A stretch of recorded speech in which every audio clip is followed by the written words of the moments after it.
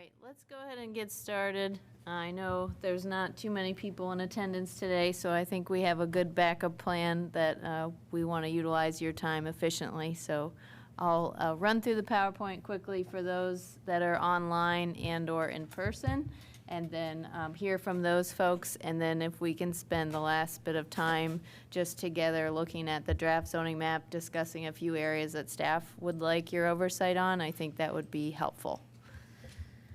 Okay, so this is the second listening session. We are scheduled to have 4 listening sessions. The next session will be on Thursday, and that's at Ellettsville Town Hall. And then the following Tuesday, we'll be meeting at our Monroe County Government Center, 501 North Morton Street, room 100B. But I just want to start out with where we're at in the process of the county development ordinance. So tonight, we are really wanting to focus in on the draft zoning map and the draft use table. We have substantially drafted all of the items in red on the screen, so we are very far along in terms of having a complete draft of the county development ordinance.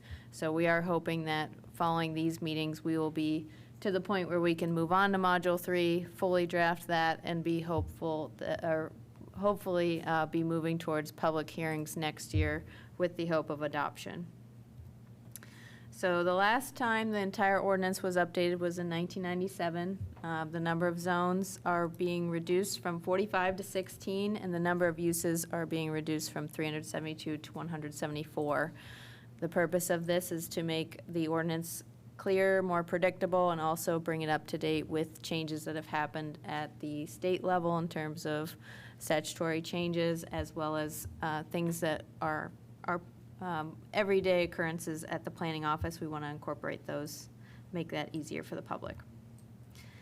So going over the format of the meeting, I want to just mention for anyone here in person, we do have planners here. I'll go ahead and introduce them. On my right, we have, you want to introduce yourself? Oh, yeah, I'm Ann Criselius. You all know me. Planner. I'm Jackie, Director of the Planning Department. And then in the back, we have Tammy Bierman, Assistant Director. And then in the hallway, we have Sean Smith and then Daniel Brown, both planners here tonight. And we do have a map exercise. It's also on monroecdo.com. Anyone that's listening can also call us at our office, 812-349-2560. We'd be happy to go over this with you and get your feedback. And then for anyone that wants to speak tonight, some of the items that would be helpful to hear from you about is in regards to your new zoning district and the draft zoning map. Do you like your new zoning district? If not, is there a different zone you prefer to be in? Is there a use that's permitted in your district or a nearby district that you're concerned with? And then are there specific things that you really like? And then a note on the monroecdo.com page, if you go to the Maps tab, you can find the draft zoning map and search your address. And when you click on the parcel, you will get a box that looks like the one on the screen that will show you your proposed zoning and your current zoning. So we've tried to make it as clear as possible to understand what your current and proposed zoning is as well. And then we also have printouts in person, but also online. The Module 2 draft has really helpful 2-pagers for all of the draft zones. They're going to have a section where it shows the existing permitted uses, conditional uses, and accessory uses all on one sheet. And then on the other page, it'll have your design standards. So that includes setbacks, minimum lot size, things like that. So it should be very helpful for those that are wanting to know what the proposed district will entail. And then I have a QR code for the latest Module 2 draft. It's also on the monroecdo.com website. And then a few ground rules for speaking for those of you that wish to come up and speak. If you are in the audience or online, we want you to please state your name and address of the property that you're interested in, or if you have a general comment, please note that. And then you have 2 minutes to speak. If you are here to speak about multiple properties, please do so about the first property, and then if you can wait and allow others to speak and then come back for your additional 2 minutes per property. If you've attended a prior listening session before, we ask that you please reserve your comments until such time that new speakers have had a chance to speak. We will have a 2-minute timer put up on the screen. And then as you speak, we will be able to pull up Elevate GIS to show an aerial of the property, and we can use that for the Plan Commission review. And then we will just alternate between people in person and people on Zoom to speak as well. We have a deadline that we would like to hold for the Module 2 edits, so if you have a chance to listen to this meeting in person, online, or at a later time, and you'd like to submit comments, please do so by October 31st. You can also email us at planningoffice@co.monroe.in.us. And just a reminder, these are not public hearings. Before this goes for formal adoption, you will receive mailed notice as a property owner of property in the county, and you will be notified that way when this is going for adoption. Okay, and then just the last note, for those of you that want to stay involved, please join our email listserv. It's on our monroecdo.com page under public input. You can sign up there and we will add you, and you will get the best notifications that way. Also, just our homepage of the website is also a great resource. So with that, I'd like to open it up to people online or in person that wish to speak about a property or an area. Bernie, you want to? Yeah, quick question. Do you have a account for the number of members of the public that are on the Online. online? Yes. That might be a good number just to have, to understand. Do we have attendees? Look who's joining. Okay. It looks like we have one person online that wishes to speak. The other members appear to be staff or related to staff, and I don't believe there's anyone else. So one attendee online, and then it looks like we have 2 people in the audience.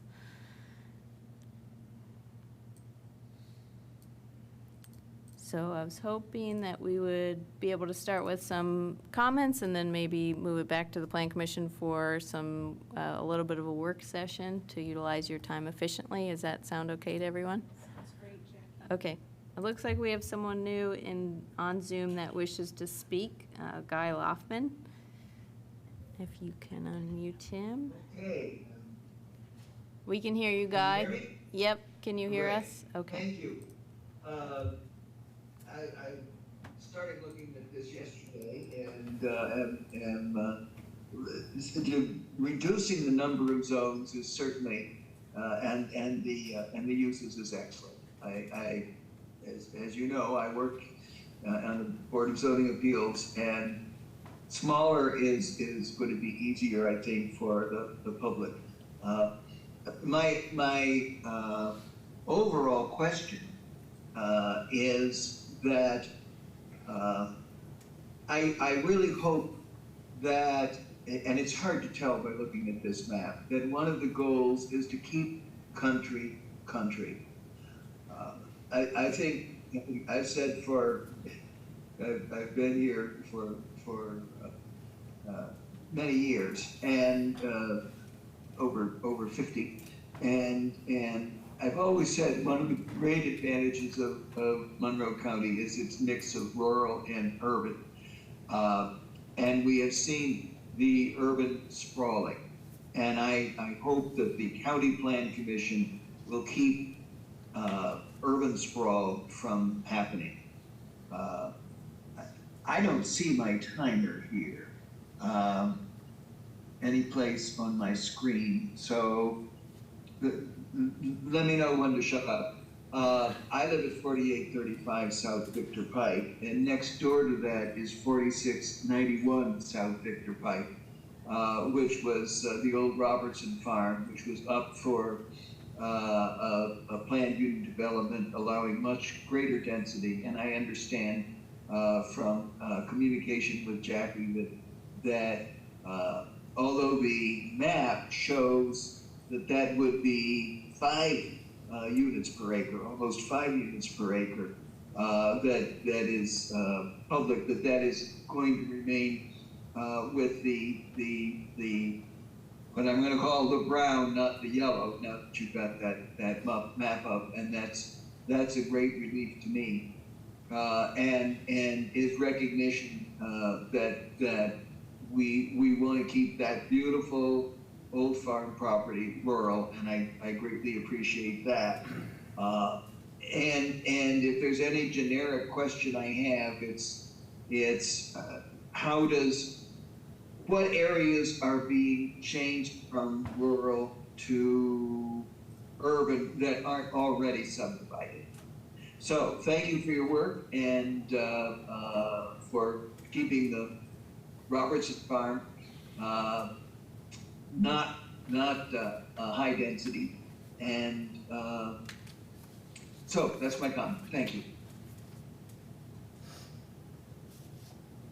Thank you, Guy. And just to clarify your question, you said what areas of the county are changing from a rural zone to a residential zone? Is that the question? Well, I don't know quite the right terms for it, but from okay, here I think this. What areas are being changed from to a higher density that don't already have a higher density? For instance, looking at this same map, Yes. The properties on the west side of Victor Pike, just south of that road, there's there are 5 or 6 or 7 parcels there. That's already been subdivided by Earl Moore many years ago, and that is going to a higher zoning than it has been, I assume, and that's fine. That makes sense. So what I'm saying is that, and over here, Somo, Southern Meadows, is shown as empty, but of course it's getting very quickly filled up, and that's already zoned for high density. So I guess, and I don't expect you to be able to answer the question all at once, but to what extent do we see places that aren't developed for densities above one lot per acre to higher density residential development? Yes, Guy, I'd like a chance to get back with you on the answer to that question. I think the Plan Commission would also be interested in that question. Thanks. Okay. Is there anyone in the audience that wishes to speak? Clerk, would you like to answer?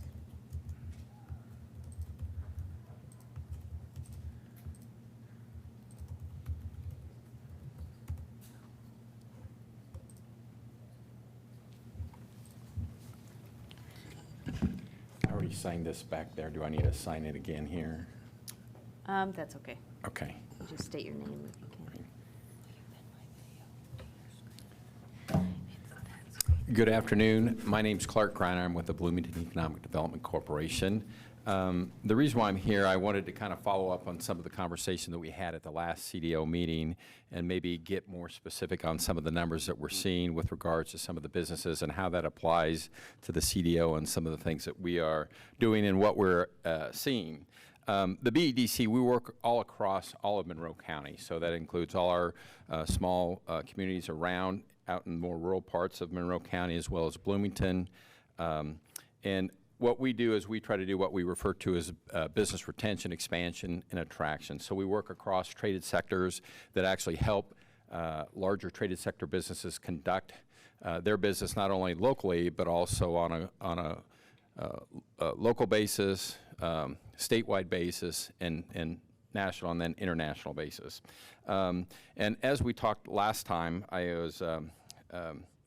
we talked about some of the projects that were out there and what we're seeing and how that relates to the CDO and what's going on there. We look at different traded sector industries, and what that means is they may have a specialty that they do. So advanced manufacturing is one, artificial intelligence, machine learning, big data, biotechnology, cybersecurity, defense technologies, renewable energy, green, creative arts, as well as life sciences and related technologies to that.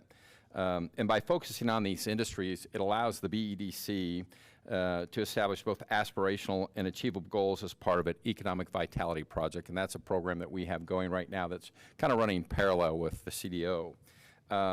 And through this BREA process, the Business Retention, Expansion, Attraction, we are trying to really get those industries to our community, and they have specific needs, and I'm going to talk about those specific needs, but I wanted to put that in perspective. Overall, what we have year to date, when we look at it, a project is something that comes in either through us or through the state or through a third-party intermediary. And what it is that this year to date right now, we've evaluated over 75 projects with capital expenditures that actually exceed $26 billion. They have a building square foot range between 150 square feet to 260,000 square feet. They have a median acreage range, and last time I said I think it was between 40 and 70 there, but this, my numbers after I looked at it a little closer is between 65 and 85 acres. Median number of employees that they typically bring is about 200. The median hourly wage is going to be closer to $30. And out of the 75%, 10% or slightly more than that would like to have access to rail or require rail to do and conduct their business. Most want to be within 1 hour of an international airport. So Bloomington and Monroe County is well within that striking zone. And most businesses will require mixed use, light industrial, or heavy industrial land use. And what's important about this is that's what helps keep jobs coming in and builds prosperity for the community. Many want to be considered of neighborhoods, so they have to be a little bit out. And I know we're worried about rural and country, keeping country. We agree with that, but along some of the corridors there that are maybe higher traffic ways, maybe we can kind of consider some of that space is good for that type of development and along rail lines. And the other number that we see and hear a lot is about a half a mile from neighborhoods and stuff. They really are trying to do that to be good neighbors. And then most want to be within 10 miles or less of a major interstate highway. And nearly all want to be targeted, the ones that we're dealing with, want to be close to a university or a college community. So we have some advantages there. And they really want to do that to build talent and also to be able to adjust for some of the business needs as the future expands and grows. And then nearly every one of them are very interested in the region. So they're looking at it from a regional standpoint. They're saying, okay, what's the region have to offer? So we can look at it from a Monroe County standpoint, but they also want to look at it from Crane to South Indy. And so those are all important things. So when we talk about what we can do as a community, overall, those are helpful things with regards to the land use, how we can use those to create prosperity for the broader community. And so those were some of the comments I wanted to make. I hope that answers some of your questions from last time. That's very good. Thank you, Mr. Greiner. What were the wages again? Wages on average from, and this is just a snapshot of that. This is right at $30 an hour. With benefits and all the things that go on with it. And that's above, just slightly above the state average wage, which is right at about $29. And so it's within that corridor. And there are some properties that I guess what I would say is on the west side of Ellettsville along that 46 corridor that we should be considering some of that, and then some of the other ones I mentioned last time that to kind of take a look at that. So be happy again to sit down and expose those properties, and I've got their numbers right here. So any questions? So that'd be between Ellettsville and Steinsville, right? Yeah, pretty much, yeah. Okay. Go ahead. I just wondered if BEDC is identifying any constraints that are arising from the current zoning. It's I don't know if it's necessarily arising from the current zoning, but it's where it's going to, right? So if it's zoned ag and staying the ag, and then it goes up to it kind of stays in that same category, then it limits the ability to along some of those highway corridors, for instance, and then along the rail corridors. So those would be some of the limiting factors. And since if you kind of look at just how we've developed over in the past, there typically has to be some main arterial traffic that gets business traffic to and from those locations. So does the fact that these opportunity areas would have to go through a rezone process that may or may not yield what they want, is that causing some trepidation? It does, and here's why. Your business development cycle, so we've got a lot of reshoring coming back, and so when these businesses come in, they have a very normal or a very kind of limited window for construction, right? Anywhere from 18 to 24 months, all right, because that time is money. And so having to go through that rezoning process and stuff can be costly and timely.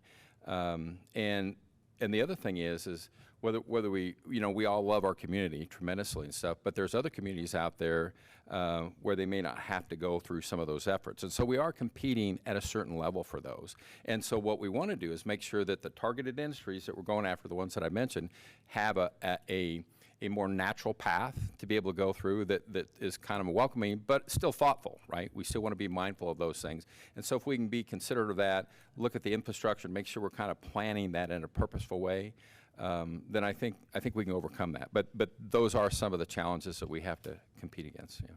And are they looking at building campus-style facilities so it's not just a massive amount of square footage in a parking lot?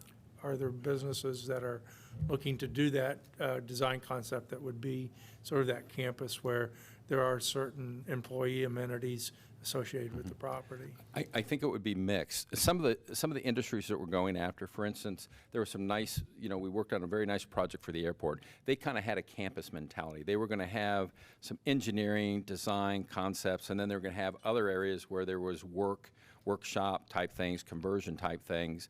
So some are going to do that. Some of the industries on some of the defense technology, they may need to have engineering design space, but then also a lab workspace, prototyping space. So kind of a multi-mixed use. So we're just seeing the convergence of more advanced,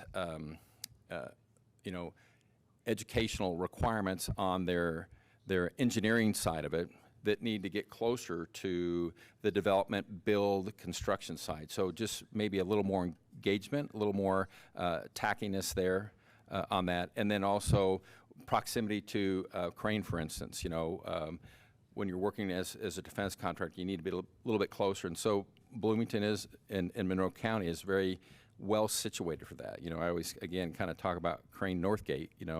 Statistically speaking, we have about a third of their workforce in Crane live up in Monroe County. And so we're trying to say, how do we, as competitive as talent is out there now, and some of the specialty things that they need and require, we need to try to figure out how can we accommodate that with as little friction as possible, yet still meet the requirements of the community as a whole. And sometimes those are challenges that we all have to kind of think and consider. And so that land use and how we do that is important.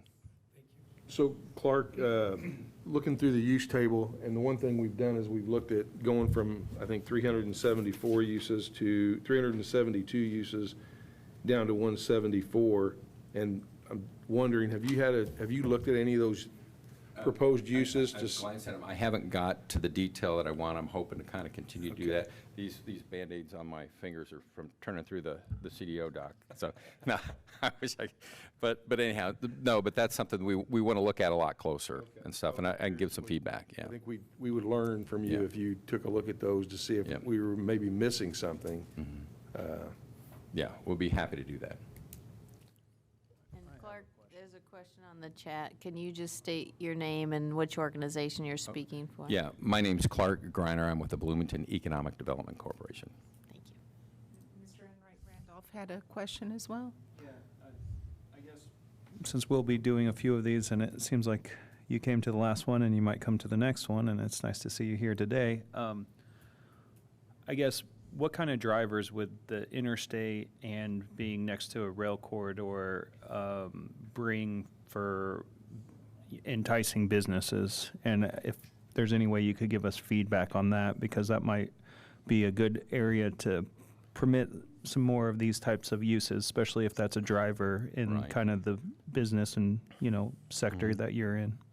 Well, one of the things I'd also like to add to that question is that the airport, right? So it's kind of a three-pronged approach. We have the corridor, I think, from South Indy all the way down to Crane. That's one of the areas that we're really trying to target as kind of a microelectronics corridor, so to speak. So kind of an innovation corridor on future forward-looking jobs. Then when you kind of combine that in with the airport and the aviation side, as I've said before, you've got a lot of, some of the same things that are taking place in the automotive side are going to be happening on the air side. And so we want to kind of be thoughtful on that and say, how do we do that? And then with our defense partners, it looks like there may be some opportunities there. We're seeing some pretty good growth on that. So I think those are the sides of it. The other side of it is so let's say, and just thinking out loud, we have rail that's on the south side of the airport. We don't know if all these things can happen for sure, but is there a way to get a spur off that so that if we do develop out the airport, that there would be some transportation for maybe aircraft frames or wings or something like that that would help that, or different types of things to be helpful in attracting those types of businesses. So you have that, and so you have a kind of a three-way mode of transportation that people can choose to use. And I think all those, as you look at the strategy of that, and the other thing is you never really know, these industries are going to start to develop in different ways, and there's so much change right now that's going on. I think it's really important to be mindful of those things, to say, how do we do this? How do we confront that? And how we address it and make it so that we are a viable consideration for them. There's things that our airport can do as far as space that the Indianapolis airport can't do, and we need to be talking about that and seeing how we can do that and turn that into a place of innovation, for that industry. And I think we've got some space out there that we can do that with. And would you think the Ivy Tech would be maybe a location that would be promising too, to attract these types of businesses? I do think that. I can't speak for the administration here and stuff, but I think they're, historically, Ivy Tech has been very supportive of different workforce development programs. I think, when I'm talking to companies out there about our workforce and talent programs and development of that, they're all very excited about Ivy Tech and the role that they can play. We try to make introductions on a pretty frequent basis and at least make sure that they're aware of that. So we do have a lot of those elements out there that are really enticing to different types of organizations. And the other thing that we're seeing is, just due to some of the workforce and the labor out there, is you're seeing different levels of needs. Not everyone has to have a college degree, right? High school diploma and stuff. And we even have organizations now that are even asking the question, hey, do they even have to have that? Because we want to keep everyone in that workforce. So we're asking a lot of these questions. We're trying to attract those types of business as well. And those are some of the questions that we ask them. So that, and then we build that up and we go into like a IU, with some of the programs, if you look at the different programs they've launched and started. So there's some very valuable things that they're doing. We recognize that talent is going to be a big thing, and we have many community partners right now that are all kind of pushing in that direction. And so as your workforce grows and develops, the attractiveness to some of these other organizations will become even more and more important. Same thing with the transportation. If we're mindful of that, we look at the corridors, we look at our regional partners out there and how we can leverage that, then that becomes more attractive. So what we're trying to do, it's a game and not necessarily a game in that sense, but it's the process of making sure that you're looking at all these incremental things. And it's not one thing that's going to solve these challenges or attract that particular business. It's the accumulation of that. We have a wonderful quality of life here in Monroe County, all throughout, in all our towns and little burbs. Everything's just a wonderful quality of life. And I went on some beautiful tours today and yesterday of some of the plants and organizations and institutions around here. And I took a group of about 7 or 8 business leaders that came from out of state, came in, and they really recognize that. So when we can get the eyeballs here, I think we can get the interest. And so I think it's a matter of continuing to look at that and continue to make sure that we have those right things, and that land use and how we develop that and how we think about that. And I would say the same thing about the infrastructure, right? That's something we really have to pay attention to, because if you don't have the infrastructure there, the land isn't as readily available, right? And that's also a big cost for the development standards, right? I want to just point people back to the CDO feedback map that we have on the draft zoning map. So if people toggle the CDO survey feedback, there are these dots that describe those parcels and whether you're satisfied or dissatisfied with the zoning in that area.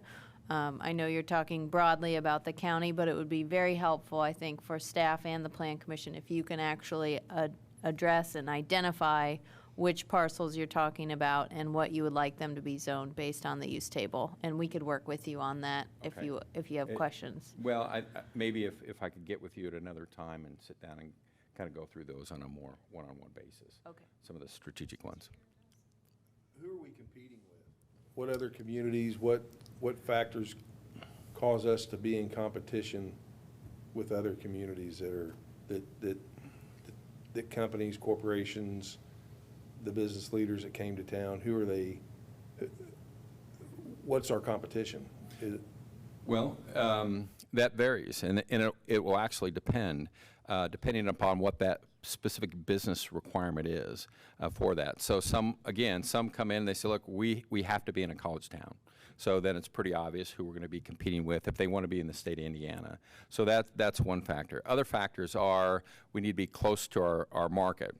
So if they have a big market in Indy or want to be close to the airport, then that will drive it. If they have a highly mobile leadership program, then access to an airport and a good airport, so these executives, and their senior leadership team don't have to spend half a day on a road to get to and from the airport. So those are important things. And then also quality of life. I mean, that's something that's really important. The affordability of that is also very important. We not long ago had a group come in, and we gave them some tours, talked with them, and they said, "Okay, Clark, if we land here, show me where our workforce is going to live." And we literally were out in the community driving them around, showing them where they would live, what certain housing was, where new housing was going in, where their executives would live, where their workforce would live. So they have many different things. So communities that are thinking about those things are going to be the ones that have the best opportunity to get those. Now, the challenge for us is oftentimes is when it comes in from the state or comes in through a third party, we don't always hear about where they ended up. And those folks are really busy. We call and we say, hey, look, we'd love to find out more because we want to get better at that. We want to find out, hey, where did we fall short?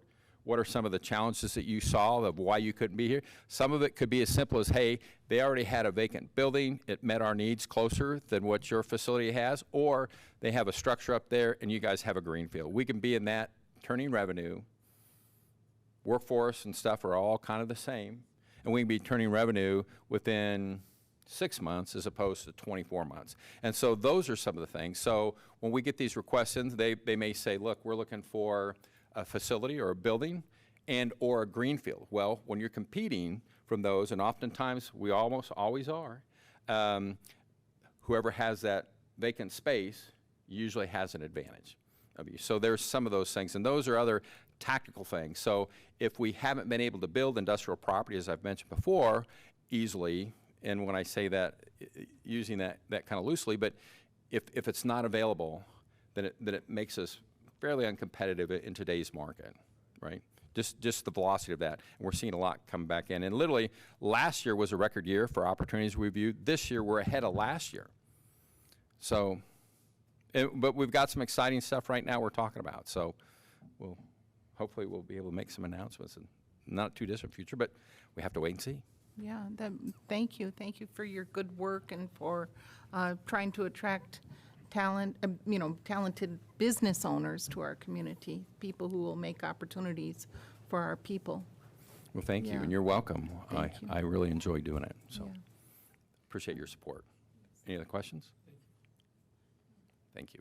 Thanks, sir.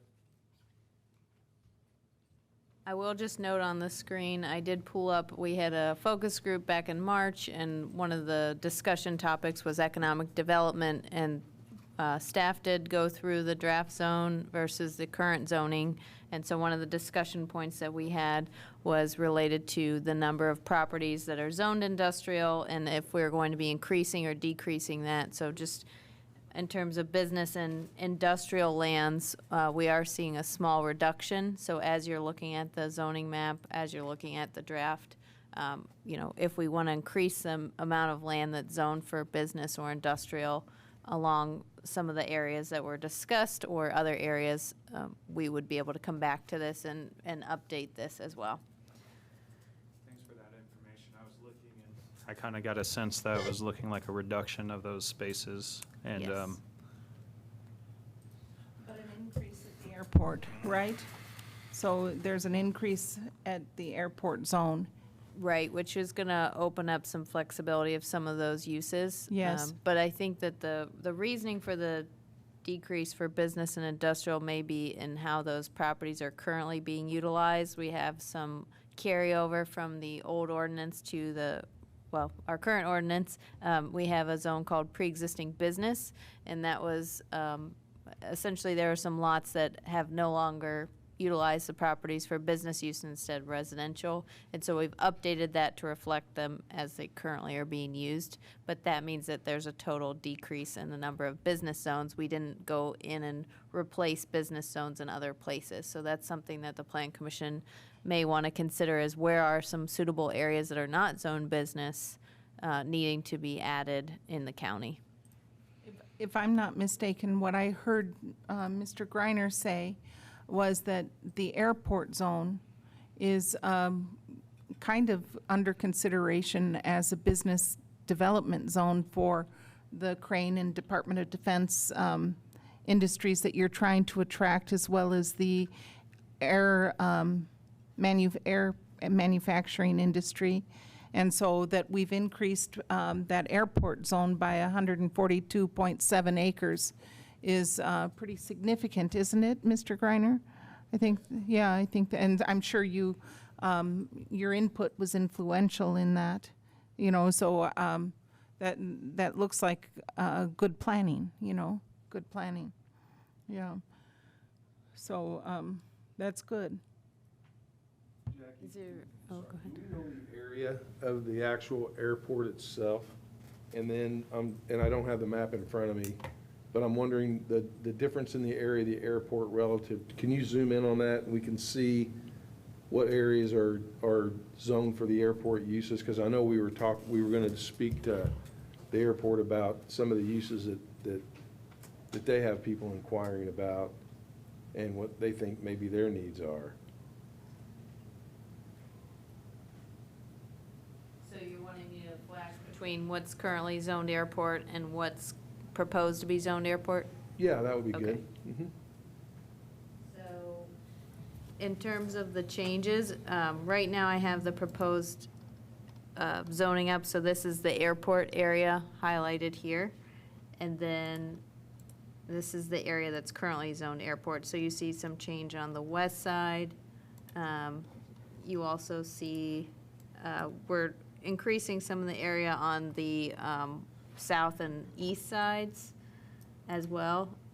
One of the things that we've heard from the employees at the airport, specifically the airport directors, that residential development near the airport can be problematic just for grant funding and for complaints of noise and other reasons.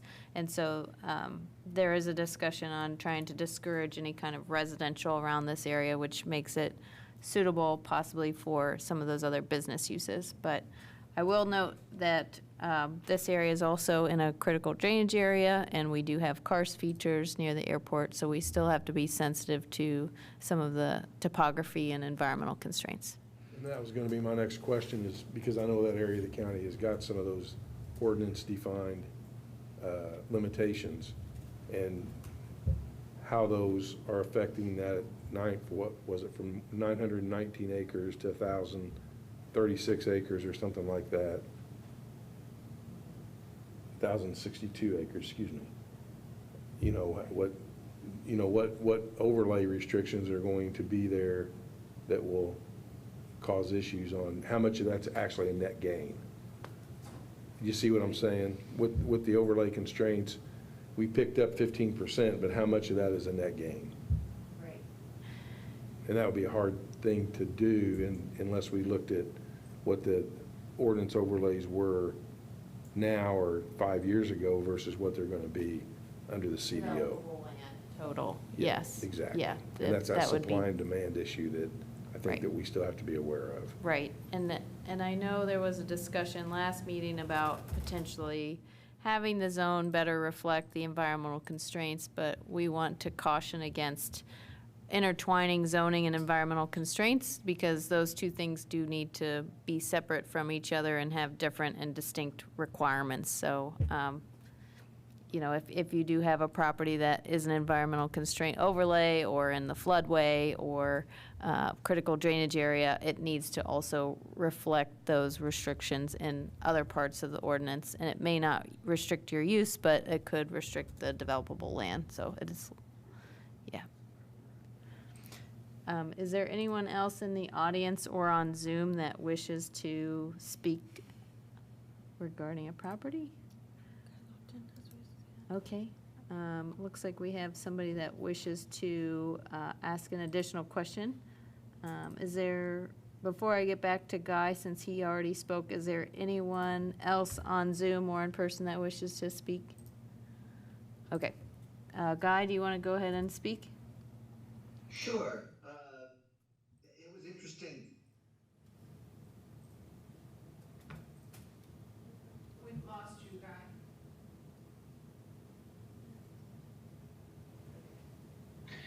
It was interesting to hear a bigger picture than I actually usually think of when I'm thinking about zoning. And there's an overview question that I don't know how it's been thought of, but to me, it should be. And that is, I've read many things that say Bloomington and this area of the Midwest is a climate sweet spot.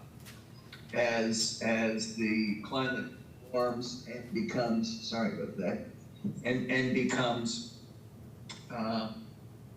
less habitable, and rural air is clean air, and rural watersheds give clean water in Lake Monroe, and it's another important reason to honor our rural areas. And you know, we aren't likely to be victims of rising oceans and salinization of our water sources.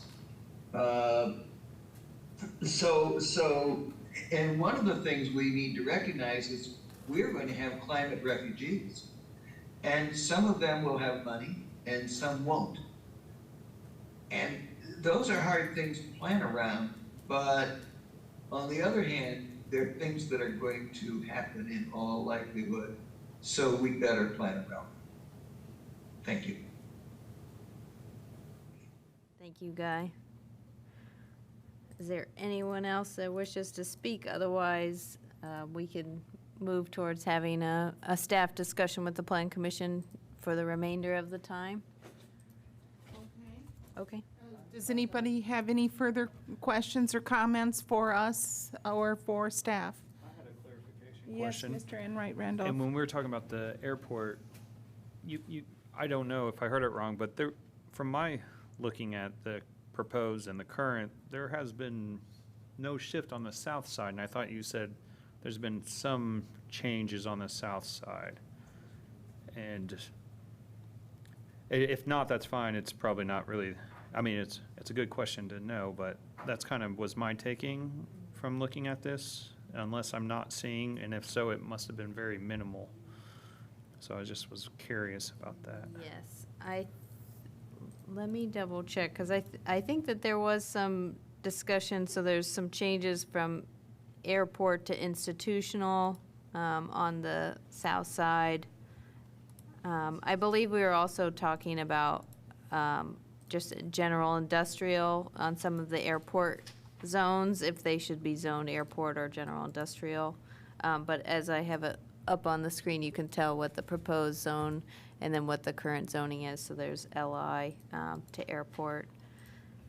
If my memory serves me right, you know, from about 30 years ago, there was some discussion about the airport expanding, you know, it's because of the karst features that the runways cannot be expanded, if I'm not mistaken. And that having this kind of entrepreneurship center based around some of these industries that you're talking about, Mr. Greiner, could really be unique in our community, you know, and really provide a new pivotal asset given Crane and given its proximity, like you said, to the railway, that although the more strict restrictions on runway development can't be met on that land because of its sensitivity, if I'm correct, that there could be some interesting opportunities, but that has to really be scrutinized, you know, because all that cave structure is over there and everything. Yeah.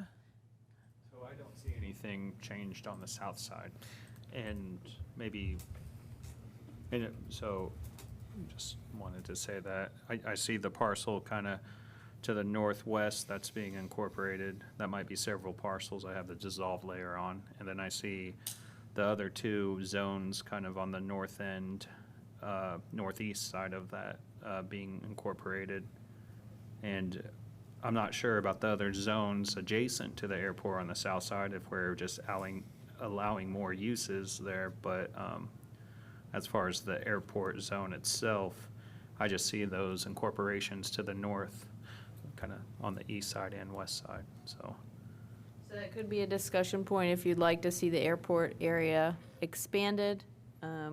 It could be something that we discuss in coordination with stormwater. If there's some concern about some of the constraints in that area, they may have a better input in terms of whether our design standards will capture enough restrictions and we can just zone it airport, but then they have to follow stricter rules in terms of impervious cover or in terms of limiting the uses that can go in that area. That could be a discussion that we have. Majority of it is in a critical Yes. waterway, so drainage way. I have a question. I suppose there's a thought that's kind of rolled around a little bit, and I've been not asking the question, but when I look at the map, it almost feels like our default setting on any large open parcels or tracts of land is just to put an ag designation on them. Do we have areas where there are large open tracts of property that actually have a business use or a business type zoning on them?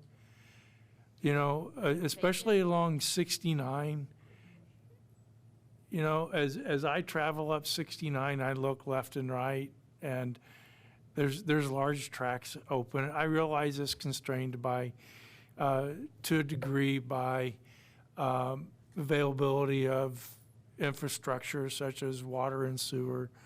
You know, but that's not an obstacle that can't be overcome with initiative. And then as I go down 69 south and I look left and right, and I think there's still large, you know, open tracts of ground there. There's, you know, once you leave Bloomington, there's nowhere to stop and use the bathroom until you get to the Bloomfield exit, you know, and that's really not right on, you know. So I just wonder if we've looked at an interstate and thought, maybe we could put some business along that interstate, or if we've just used the default ag zoning, because we just heard tonight that a business comes in, and quite honestly, if you look at the track history of his rezone in Monroe County, I'm not sure it's an easy sell. Well, I think to add to that, Clark told us that 46 is what Clark mentioned, that some of the desirable properties way out on the west side, west of Ellettsville. So that might be a little bit telling as to where people are kind of looking at where there might be opportunities for them, and why they're not looking at 69 as closely, or maybe they are, but they can annex into the town of Ellisville. Well, Yeah. I wasn't gonna say that, but yeah, I mean, that's, Well, I was going to say I work with the town quite frequently, and you see more and more voluntary annexation, and I think that's due to the fact that we don't have available land for these type of uses, residential and commercial business uses. And I would assume by the trend that I've seen that it's going to continue. So unless we're really looking around the town of Ellisville, which I've mentioned that we should really have a good sense of the direction they want to go. They're finishing up their Envision Ellisville plan, their comprehensive plan. I'm pretty sure that's going to be up for adoption soon if it hasn't already passed. So, I mean, we need a sense of how Ellisville's developing so we can zone these adjacent areas more appropriate, or we're going to probably still see that trend of voluntary annexation. So. you know, there are other corridors and, you know, again, the BEDC has mentioned them through Clark with, you know, the I-69 corridors, the highway corridors, and the rail corridors, where those opportunities might exist. And I think, well said, Jerry's point was, if it's green, we want it to be agro-reserve. Is that where we're headed? Not that we want it to be that way, but is that where we're headed? I think that's a good question. And, well, also, I think that just by intuition, what you're talking about, Mr. Greiner, is there some kind of tired and rundown communities along that corridor, along 67, that if you plan this right, you can really revitalize those communities, and that those are assets for us, and especially for building on some of the other strengths like Cook and Boston Scientific and the gateway to the airport in Crane. You know, 69 doesn't seem to be as big an attractant as perhaps 67, and and the railway, and it's close enough, which is, I guess, serves as an asset, but maybe there are other community assets without maybe some of the burdens like we have here in Monroe County. I mean, in Bloomington, with a large not-for-profit right in the middle of our midst that doesn't necessarily contribute to infrastructure development. Margaret, did you mean to say 67? Yeah. What did I say? You said 67. Yes. Okay. Yeah. So just for summary for staff to work on the draft zoning map, would it be amenable that staff proposed to you a few changes on the west side of Ellisville here, and then also possibly maybe the sample interchange and Wayport Road, frontage roads? Would you like to see maybe some drafts of business, limited business, or possibly even general business or industrial zoning? I think that's a great direction, because Yeah, okay. you bring up Sample Road. I mean, how many petitions have we seen in the last 5 years that have been interested in that area for other than housing? Yeah. I think that's intuitive that you brought that up. I think that's a great idea. I'd like Well, to. and, sorry, but just real quickly, along 69, as you get past Highland Village, you're out of luck till Martinsville. There is nowhere between Highland Village, West 3rd Street. There is nowhere from West 3rd Street until the 39, State Road 39 exit in Martinsville that you can stop and get gas, get a snack, or use the bathroom. But there's a winery. Well, there's that.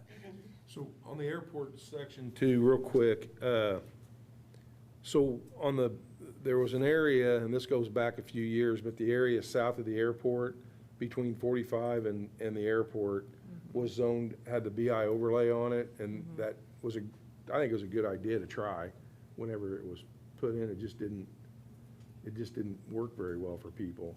Yeah. Is that maybe some of the areas where we saw the increase in up on the airport zoning?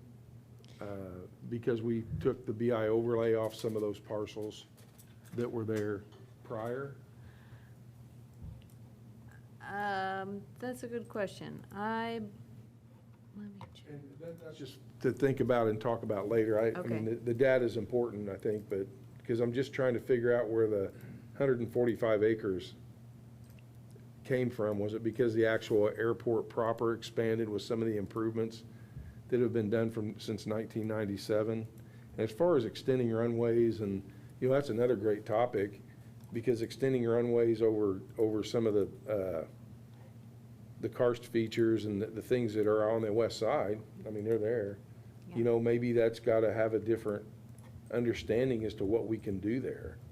Because And you remember how Batman flew his airplane into? Maybe that'll be Yeah, one we of our just- innovations. We need one of those airplanes. A hovercraft. So, Bernie, on the comment of the BI overlay, so this is one of the biggest parcels that got switched from RE 2.5 to airport. But I want to note, I guess, 2 points I want to make. So one is the BI overlay was not a zoning district, it was an overlay with ag underlying. Staff was directed to get rid of the BI overlay, and I believe most of those zones went back to ag. Do you still think that we should look at those BI overlays one by one to determine whether they should be zoned industrial?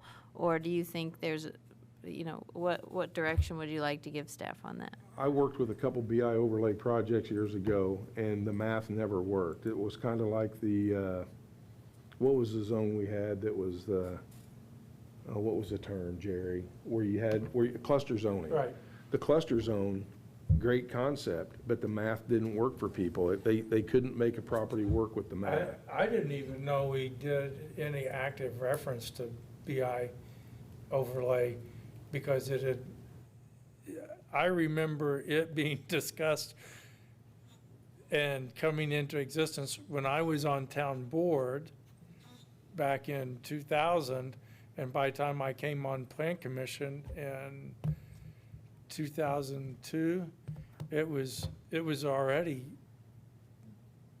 just totally ignored. Well, the point with the BI overlay, though, is maybe there's a tendency, because the BI overlay was looked at, right, that there may be some business industrial opportunities in some of those areas without having the agro reserve primary zoning, because then that got into the 20, I can't quote it now, but it was a 20% density based on blah, blah, blah, and the math did not work for people. That was for residential, yes. Yeah. So I have on the screen BI overlay that's currently on the zoning map, but this land is proposed to be ag under the draft zoning map. So would a good start be for staff to consider these lots as possibly industrial zones in the draft zone? And Okay. probably the airport was a big part of it, maybe the growth of I-69 and the location relative to Yeah. 45 and 48. I think that maybe there might be some opportunities there that business industry could be useful in that area to meet with the BEDC's comments, and then, still it's close to the airport. Right, to and I expand think that. the redevelopment corporation got into a lot of those areas too, that were BI. Yeah. That was, it almost became like their opportunity zone. Yeah, there was another thought that I had. What we're really looking at is kind of following the change in business opportunity over the last 25 years or so, because most of the business was leaving the county, and we're trying to prepare ourselves for perhaps business coming into the county. And, we were in a period of adaptation to lost jobs, Well, you know. and we lack the strength of conviction. We put industrial zoning in areas, and when the industry didn't come, we just let Menards come in, and Coca-Cola, and the car dealership, and, on down the line. And we didn't have the strength of our resolve. And You know, if you look at North Park, that is an example of what happens when you have a zoning and you wait. And, you know, to the credit of the folks responsible for North Park, you know, they've tried to stay as true to their PUD, as constraining as it has been. They've tried to stick to what they put down on paper. So maybe it's because our process is so expensive and time-consuming to go through, they figure they'd rather wait to see if somebody will actually come. But we have at times let our skimmer leak on areas because we simply didn't get results fast enough, in my opinion. And the huge anchor there at North Park decided at the last minute to go somewhere else. Yeah. I want to switch gears and talk a little bit about residential zoning, because I think there's some good discussions that have come up tonight and as well as prior meetings about keeping rural rural and keeping urban urban. And I wonder, you know, there's really two options when you're thinking about zoning for residential.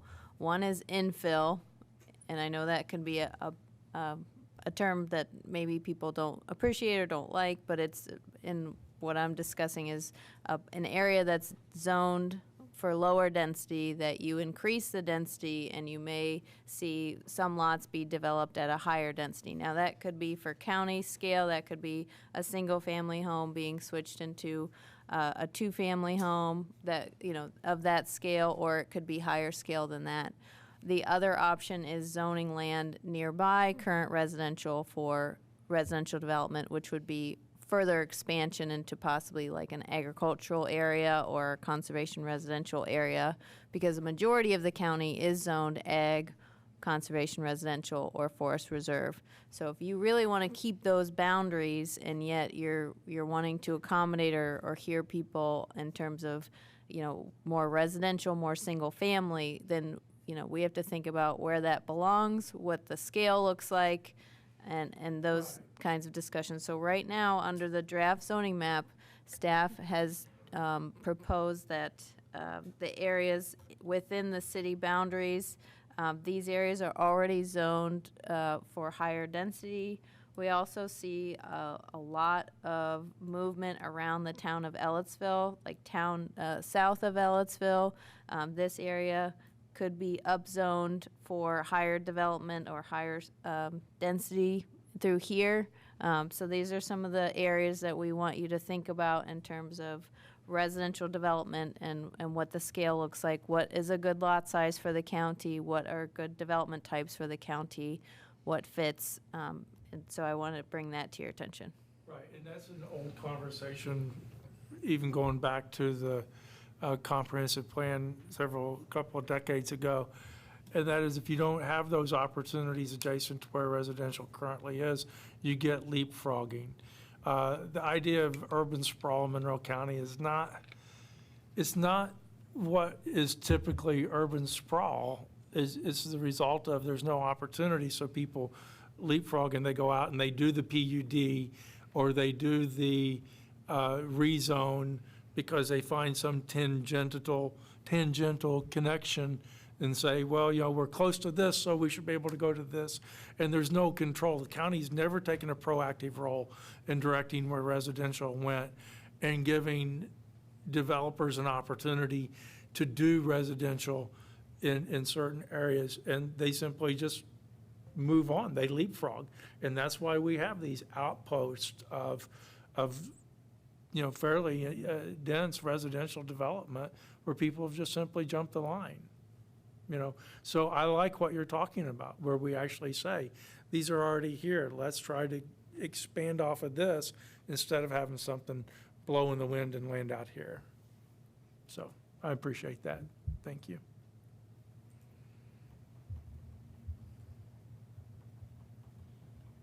I have the same comment I did last week, where I think some of these rural communities, I would just make sure you're speaking like that some of these rural communities have been kind of hamstrung with kind of being able to develop, create more density, have commercial viable business options, and we really need to kind of think more broadly and create more flexibility in our ordinance to permit more density in these rural communities, where I think what was the average lot size we were seeing? 0.64, and the minimum for some of the development is, what, 2 acres in some areas, 1 acre?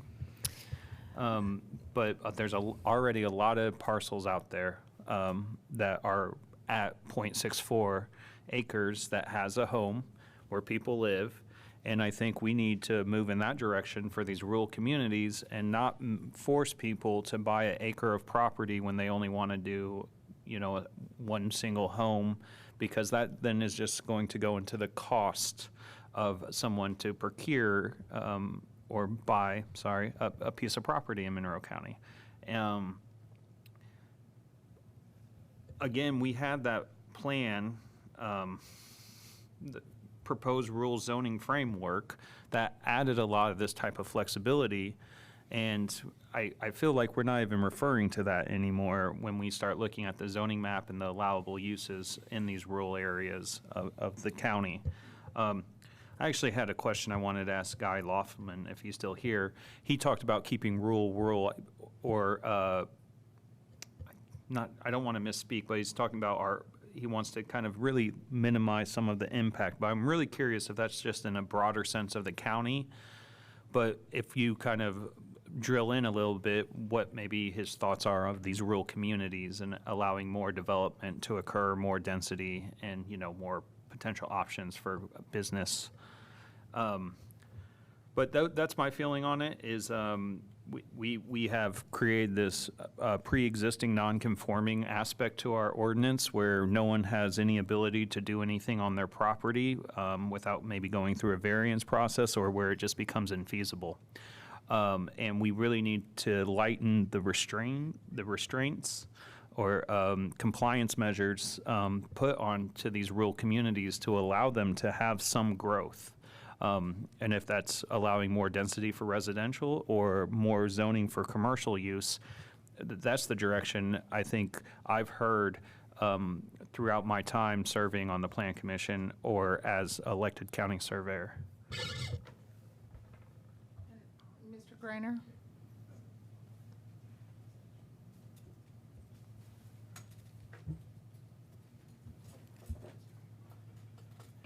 Thank you. Clark Greiner with the BEDC. I just wanted to comment a little bit on that. One of the things, just for consideration, is when you're looking at some of the initiatives that the state has going on for broadband and getting this out to every Hoosier, as you look at business, a lot of innovation, if you look at kind of what started cities and towns growing, was agricultural innovation. And that was part of the original phases of economic development that populated the cities. One of the things that's going to happen with this, what I believe is going to happen, is that with the internet and the high download speeds and upload speeds that are going to be coming to our rural community, you're going to see another round of innovation going out there for the rural aspects, right? To think that if you're looking at the types of mechanisms and machinery that's going to be available to them with rapid prototyping and some of that additive manufacturing, those could easily be out in those rural communities. And to think about maybe figuring out how we can embrace that, because eventually, as they grow, they're going to need a place to grow into. And the larger, more populated areas can offer that due to workforce and some of the other initiatives and attraction of talent. So that would be something that I'd just say, let's just think about some of those things. And I want to, and if I'm not too far off base, the other thing on the airport and how that drives innovation, look at some of the new Big Ten, all the expansion that's going to go through there. A lot of those people are going to be landing at the airport too. So those are other innovations. So. Thank you. Yeah. I would like to just repeat a concern I have, because, the county doesn't exist independent of the city, and the city doesn't exist independent of the county. And I count like 12,000 new units that have come online. 12,000 times 3 persons on average per unit. That's 36,000 people that we have already committed to build for. Now, I don't know what has gone into these decisions. I do know that that the public has expressed concern, and that the dialogue for the vision has not taken place. And so I don't know what you do with it. To me, it seems like a mess, you know, and I may be wrong, I hope I'm wrong, but it seems like a little bit of time needs to take place to see where all of this, planning for housing meets the purported need. You know, because there has been a lot of construction of multiple units, you know, maybe 12,000, another 5,000 or 6,000 units at Sudbury Farm. That's huge. That's like, that needs its own water treatment plant, probably. You know, I just don't understand the numbers. And me being the way I am, I believe in efficiency and responsibility, like you all do. But the numbers to me are just not adding up, and I'm concerned about it. You know, I'm just concerned about it. One thing, I was speaking with some of our staff in regards to some of the projects that we have ongoing in the county Yes. that we hear concerns about while they're under construction phase, and that's mostly when we hear about them from the public. An idea that we had was maybe highlighting a few of the projects that have since been completed and maybe looking at those from a context of asking the developer if they can give us information such as what is your vacancy rate, and maybe pulling it up on screen, looking at their website, looking at what it looks like on the ground. What is this scale appropriate for this area, or do we want to see something different? Just using some real world context examples to maybe ground the conversation into the draft zoning, because I know we can talk very broadly about what we'd like to see, but when we're doing a use table and we have to decide whether something's permitted or conditional and what the definition is, we cannot just broadly put what we want in there. It has to be defined, it has to be limited, it has to have design standards. So would that be something that if on Thursday we wanted to bring that back to the discussion? You know, if we could get that feedback from the developers, that would be ideal. If we could put that in the ordinance that they must, that would help us with our planning. You know, because right now, as I see it, no more multifamily housing needs to be built. We're short on single-family housing, you know, and because we've got, you know, 12,000 units coming online. It just seems incredible to me. But you know, I hope that my fears are unrealized, you know, but this isn't my first go around with this kind of development protocol. I've seen it before. So that being said, let's be conservative on multifamily. That's my one request, is to be conservative in the county on multifamily, because we're going to be seeing 5,000 to 6,000 units at Sudbury Farm. That's an additional 5,000 to 6,000 units. That's huge, huge. So I think that would be an ideal location for single-family homes. But the dialogue between the city and their desire for the county input doesn't seem to exist.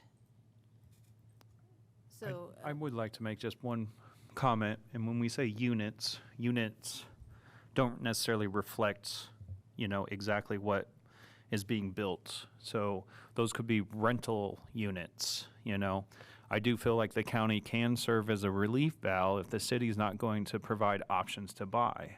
I think there is a big conversation to be had when we break it down from units to more, is this going to be a single-family dwelling? Is this going to be multifamily? Or is this going to be a rental property? For my time on the Plan Commission at the city, most of them are rental properties. And I advocate that we need to do a better job with allowing these rural communities to have more density, to sell homes, sell property, options to buy, for people to buy property, to move from a rental phase into a homeowning phase. in this community and not force them to go find property in adjacent counties because it's unaffordable, because they have to buy so much property. They have so many other restraints to it too, with buildable area and other, stormwater compliances, which are necessary. But if we don't permit them to be a little more dense, they're going to have to stay renters if they're living in the city, because the city isn't building options to buy. So question on that then. Are you thinking the rural communities should be more tied to bedroom communities for Bloomington and potentially Ellisville, it sounds like? And some of the areas that we don't want to focus on business towards those rural community areas? And then secondly, we had an opportunity, and Mr. Loftman brought it up, the Robertson farm, where we had how many single-family units that were going to go in there, to your point, Margaret, and we didn't permit it. And then even, the Weiniger petition at South Rogers, while that could be considered a multifamily because it was zero lot line shared wall, that was kind of a hybrid, I think, increasing the density by 2, but not increasing any of the physical infrastructure to accomplish it. Are we missing opportunities with denying petitions like that? And I think there's one more out there. Am I missing one? The Robertson Farm, and then the Weiniger project on South Rogers, and it seemed like there was one more. There was. Robertson Road, or the trail on Robertson? Beg your pardon? Campy's project. No, it wasn't. The trail on Robertson, or did you say that? I said that one. Anyway, but we've had some opportunities, I guess. And what have we done, to your point? Wasn't there one on Church Line? Well, we did the one on Roar Road, but that was kind of off Gordon Pike and Roar Road area that was tucked away back in there, and that was kind of an odd situation how that one came through, but that one actually got approved. I think it was a PUD, if I remember correctly. But anyway, my point is are we missing these opportunities, and what's the last major subdivision that planning has looked at with a petitioner? And the question is the multifamily, why is the multifamily desirable? Is it because people don't want to, they don't want to take care of a yard? We'll see if it is desirable. The We'll see. the storage units is another great trend with the multifamily, because are people not wanting as much house to store stuff? But I I don't mean, know. we've seemed to have oversupplied one type of housing. And so that Southern Meadows was approved for single-family homes is, I think, a win for the county. I do too. You know, I do there too. still are 21 complex sinkholes on the property, and we have concerns about the engineering and the drainage in the Yeah. community, The- you know? My question is not to challenge where we were with that petition at the time, because, we all discussed it ad infinitum until our faces were blue. But we need to dig into the opportunities when we see them. And then, again, I'm wondering what staff has seen for major subdivision for single-family residential requests, and I'm guessing you haven't seen a lot. Yeah, so that might be a question to understand, is what is the draw for multifamily? That's the point I'm trying to make. I mean, that you think, what you're saying, if I hear you correctly, is that you think the demand for multifamily housing is still quite high. Must be. People are building them, and they're not risking the coin.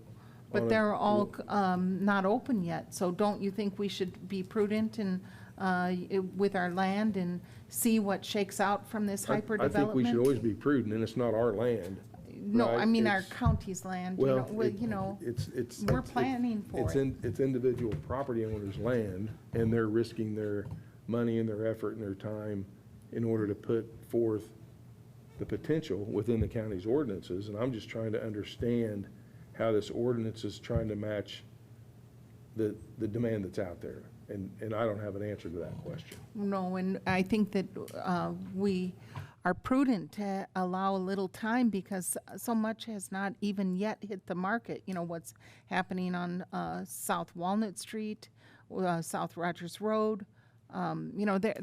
So much has, I mean, I just don't understand the math, and I just don't understand the math. Which is the key, Yes. to let them adapt. Yeah. To find a way to let them adapt if something doesn't work out, and then how, what's the best path to help them adapt to a market condition that's changing? So, sorry, Ed, excuse me. Sorry, Ed. No, you're fine. I agree with your comment about how there is a lot of multifamily being scheduled to build or in the process of building that hasn't hit the market, and that kind of speaking in regards to Bernie's commentary, but not that I'm any special economic analyst, but I have noticed in doing some recent research on apartment cost seems to be going up rather substantial in the last year. And talking to colleagues that are renters, that every multifamily dwelling that's, whether it's in the city or in the county, is raising their cost of being a resident in that dwelling. And I think, just basic laws of supply and demand, you don't raise the cost if people don't want to live there. And you raise the cost if you have an exuberance of people wanting to live there. So just based off of what is currently built there, and if the multifamily dwellings that are currently established and renting are capable of raising their fees substantially and people are willing to reside there, they don't just raise their fees out of the blue. They do it based on the fact that, hey, we have a lot of interest in people wanting to live here. So I think that kind of goes to show that there is a need for it. I'm not saying that there isn't a need for single-family homes that are for the buyer mindset, but I think that just kind of... I do understand that approach to supply and demand and cost. However, one factor that isn't considered in the price increases you've just described is the interest rate burdens that the owners of those properties are having to incur with national inflation rates on their bank loans. And rather than demand being the cause for the increase in rental prices, it could be that the securitized debt has had to roll over into new interest rate for the capital borrowed in order to build the property. I see Dee Owens has her hand raised, and then, Yes. Dee, if you want to go ahead and make a comment, and then if anyone that hasn't spoke, we do need to wrap up at 7 o'clock, so we can return to this discussion possibly on Thursday as well. But Dee, you want to go ahead and make your comment? Yeah, I looked at how many housing units are available in this county right now for sale, not rent, but for sale. It's 526. In fact, the costs are going up not because of pure supply and demand, but because of corporate purchasing of single-family homes, turning around and renting them at high costs. Yeah, people are buying them, but it's not because they can afford them, it's because they have to have housing. There are a whole lot of other factors, like Margaret just said. The current going rate to buy a house now is over 7% as the Fed tries to slow down inflation, and indeed they've pretty well done it. But in the meantime, buying a house right now is difficult. Most people are not going to sell unless they have to. So it's really it's more complex than just us, but it's affecting us. And that's it, because we got to get going. Thank you, Dee. Thank you. That's a good comment. Thanks, Dee. Yeah. Well, thank you, everyone, for attending tonight and for participating for this robust discussion. I know we all care, and we want to make things better, so thank you.